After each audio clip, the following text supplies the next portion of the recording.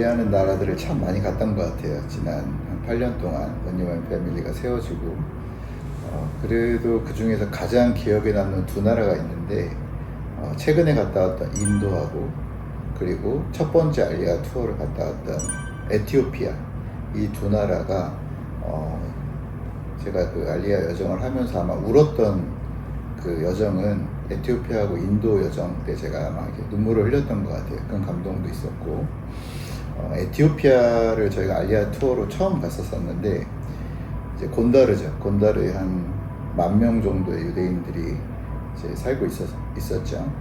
그래서 거기에 이제 저희가 팀들하고 처음으로 방문했어요. 코로나 기간이었던 것으로 기억하는데, 이제 아침 7시 반인가 그쯤에 이제 어떤 회당 같은 곳에 한 유대인들 1,300명이 아침에 모여서 같이 뭐 기도도 하고 또 히브리어도 배우고 또 알리아를 위한 어떤 준비 과정들을 이렇게 하는, 또 에티오피아는 굉장히 어렵기 때문에 이런 바나나나 우유 같은 아주 기본적인 그런 식량들을 또 거기 오신 유대인들에게 제공해주는 그런 장소에 갔었어요.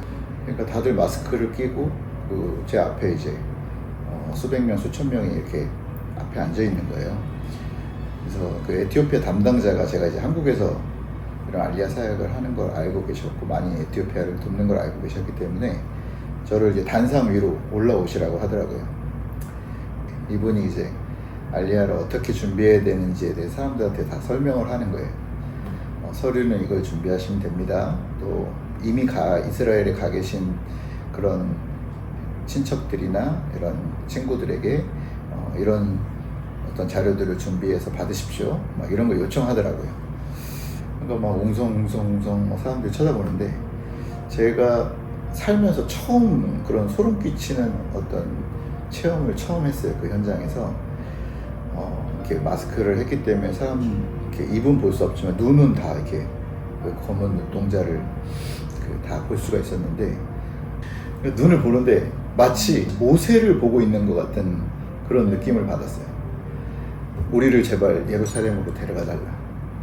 저는 당연히 뭐 이분들의 언어를 알아들을 수가 없는데, 제 그 웅성웅성한 소리가 우리를 제발 하루라도 빨리 예루살렘으로 데려가 달라. 그러면서 제 눈에 이렇게 눈물이 쫙 흐르더라고요.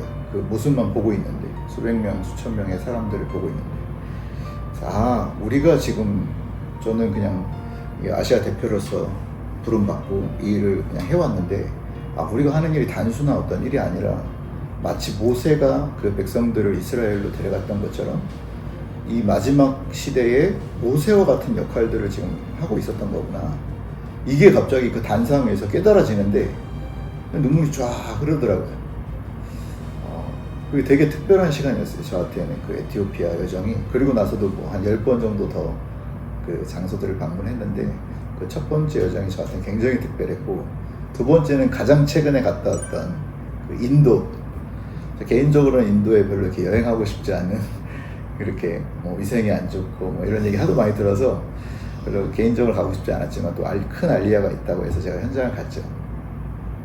255명의 문나세 지파 유대인들이 미조람, 마니푸르에서 이제 알리아 하는데, 이제 알리아 출발 한 이틀 전에 제가 이제 호텔에서 그분들을 다 만났어요. 저희도 이제 막 설레어서 이분들에게 인터뷰도 하고, 그 미조람에서 어떻게 유대인으로서 또 문나세 지파로서 어떻게 정체성을 지켜오셨는지 뭐 저희가 궁금한 거를 막 질문하고 있었어요. 갑자기 인터뷰하는 중간에 또 하나님의 은혜가 갑자기 저희를 온몸을 감싸는 것 같은 그 느낌이 오는 거예요. 무슨 말인지도 사실 못 알아듣는 상황이잖아요. 이게 인도 말로 하니까. 나중에는 뭐 이제 편집해서 그게 무슨 말 하는지는 알아들었는데, 그 당시는 저는 모르는 상황이었거든요. 그냥 제가 궁금한 거 질문한 것 뿐이었는데, 그냥 하나님의 은혜가 갑자기 그 장소에 덮치더니, 그 촬영하고 있던 미진 팀장님도 갑자기 울기 시작하고, 저도 눈물이 흐르고, 인터뷰를 하는 두 분도 울고, 통역을 하는 그 자매님도 울고 계시는 거예요. 나중에 영상을 보니까 이분이 그런 얘기를 하고 계셨더라고요. 자기가 이제 미조람에서 알리아 하기 위해서 20년, 30년을 계속해서 그날을 기다리면서 기도해 오셨다라는 그런 내용이었어요. 저는 왜 울었냐면 저는 그 얘기를 알아듣지 못하고 그 출발하기 전날 이 255명의 알리아를 후원해 줬던 그 단체 리더분하고 제가 통화를 했는데 그분이 무려 39년 전에 하나님이 이제 너는 잃어버린 지파가 돌아오는 것을 보게 될 것이다. 그리고 그들이 너의 이야기를 들었을 때 그들은 큰 감동을 받을 것이다. 이런 얘기를 제가 이제 듣고 인도를 간 거거든요.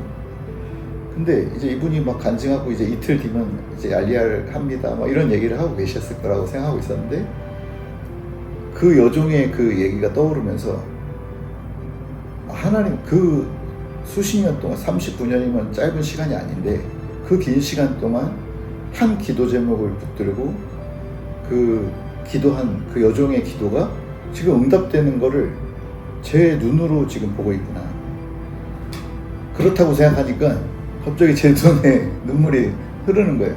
하나님의 어떤 은혜의 순간을 제가 목격하고 있다는 게 하나님께 너무 신실함에 감사드렸고 그 일에 이렇게 손과 발로 일할 수 있다는 게 엄청난 특권이구나. 너무 감사한 일이구나.